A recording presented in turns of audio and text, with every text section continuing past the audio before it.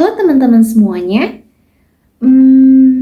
Ada yang pernah menemui tulisan seperti ini? Atau seperti ini?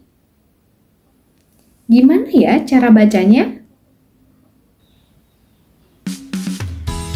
Hai, halo teman-teman semuanya. Pada kesempatan kali ini saya akan mengajak teman-teman semua untuk belajar tentang sejarah ejaan bahasa Indonesia dengan 7 perubahannya. 7 perubahan itu apa saja? Simak videonya berikut ini. Baik teman-teman, yang pertama disebut dengan ejaan Van Ophuijsen.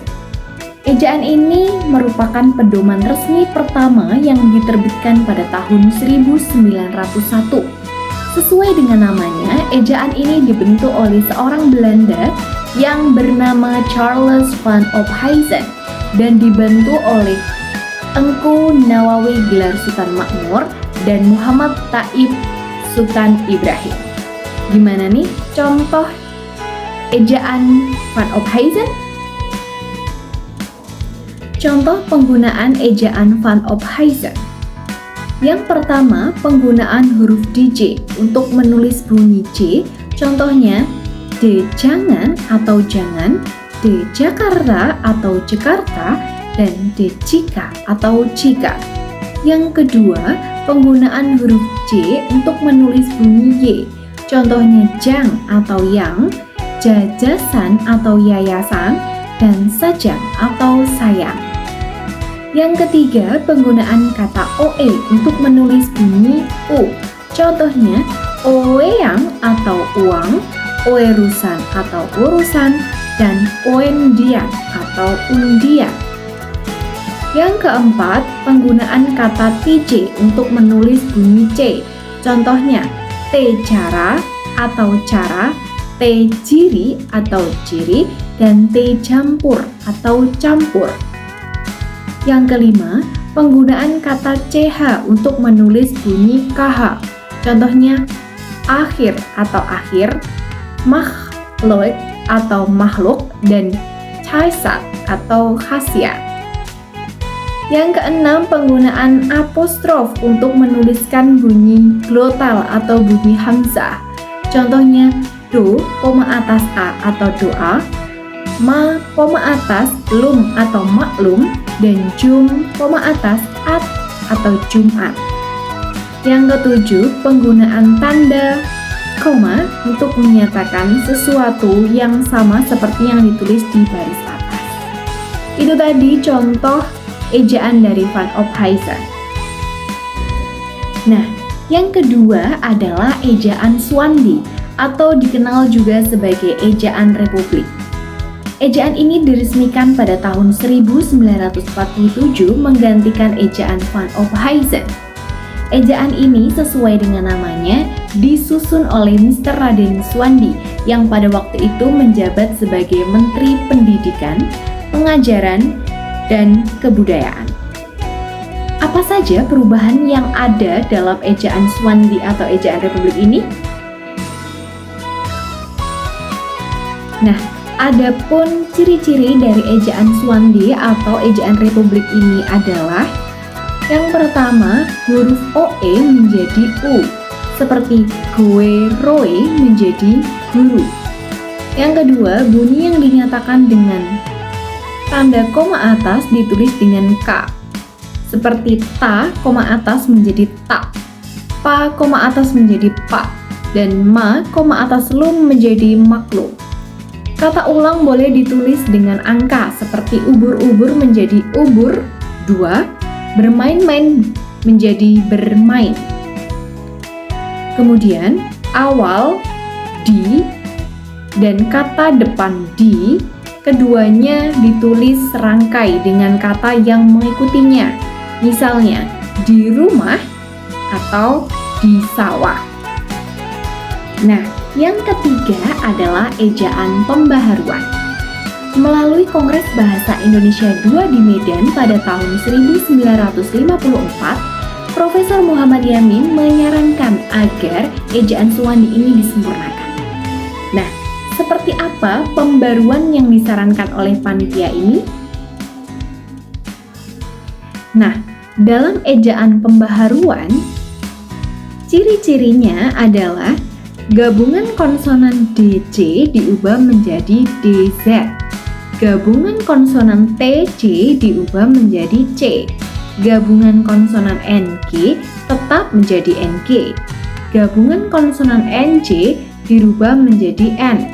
Gabungan konsonan SJ dirubah menjadi S.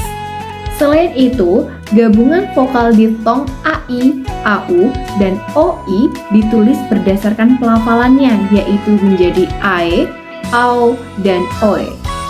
Contoh penggunaan: EYD misalnya santai, ejaan pembaharuan menjadi santai. Gulai, ejaan pembaharuan menjadi gulai. Harimau, ejaan pembaharuan menjadi harimau, dan seterusnya. Yang keempat adalah ejaan Melindo. Kata Melindo ini merupakan akronim dari kata Melayu Indonesia. Yap, draft penyusunan ejaan ini disusun pada tahun 1959 atas kerjasama Indonesia dan juga Tanah Persekutuan Melayu atau sekarang kita kenal dengan Malaysia. Perubahan yang diusulkan dalam ejaan ini juga tidak jauh berbeda dari ejaan pembaruan. Ejaan Melindo ini bertujuan untuk menyeragamkan ejaan yang ada dalam kedua negara. Karena bagaimanapun, kedua negara ini memiliki bahasa yang mirip. Namun sayang, ejaan ini gagal diresmikan karena pada waktu itu terjadi konflik politik antara Indonesia dan Malaysia. Nah, hal yang membedakan ejaan Melindo dengan ejaan sebelumnya adalah gabungan konsonan TC seperti pada T cinta diganti menjadi C, cinta. Contoh lain dari ejaan Melindo sebagai berikut. Sejajar sebagai pengganti sejajar. Mencuci sebagai pengganti mentejuji. Menana sebagai pengganti dari menganga. Bernani sebagai pengganti berjanji. Yang kelima adalah ejaan LBK atau Lembaga Bahasa dan Kasusastraan. Ejaan ini bisa dibilang merupakan lanjutan dari ejaan Melindo yang gagal launching tersebut. Panitianya pun juga masih campuran antara Malaysia dan Indonesia. Dan ejaan ini dibentuk pada tahun 1967.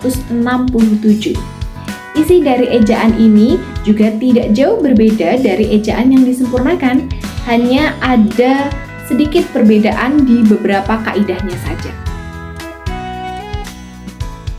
Perubahan yang terdapat pada ejaan baru atau ejaan LBK antara lain huruf TC diganti C, J diganti Y, NJ diganti NY, SJ menjadi SY, dan CH menjadi KH.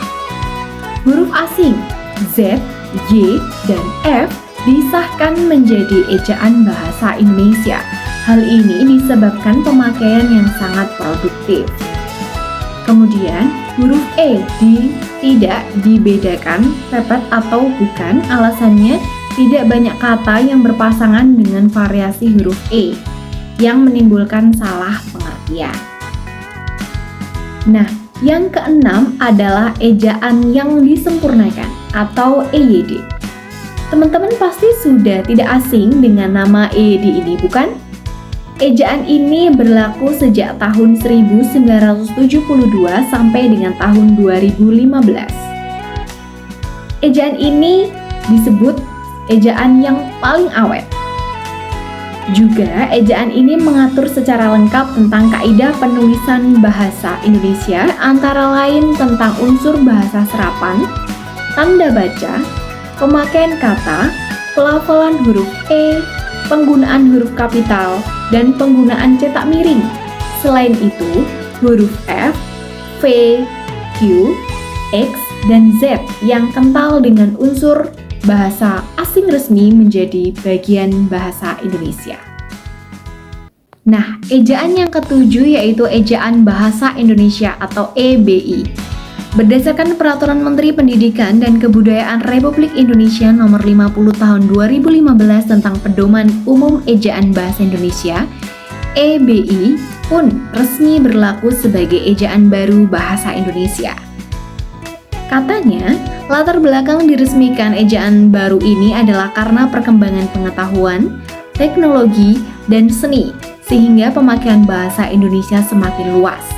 Ejaan ini menyempurnakan EYD terutama dalam hal penambahan diftong, penggunaan huruf kapital, dan juga cetak tebal. Nah, berikut beberapa penggunaan ejaan bahasa Indonesia atau EBI. Huruf diftong yang berlaku antara lain AI, AU, EI, dan OI. Lafal huruf E menjadi 3 jenis, contohnya seperti pada lafal peta, kena, dan militer. Penulisan cetak tebal untuk menegaskan bagian tulisan yang sudah ditulis miring dan bagian-bagian karangan seperti judul, bab, dan subbab. Huruf kapital pada nama julukan seseorang, contohnya Pak Haji Bahrudin. Kemudian, tanda elipsis digunakan dalam kalimat yang tidak selesai dalam dialog. Nah, teman-teman, itulah tadi sejarah perkembangan ejaan bahasa Indonesia. Gimana? Udah pada paham belum? Kedepannya kira-kira akan ada perubahan ejaan lagi tidak ya? Gimana nih menurut teman-teman?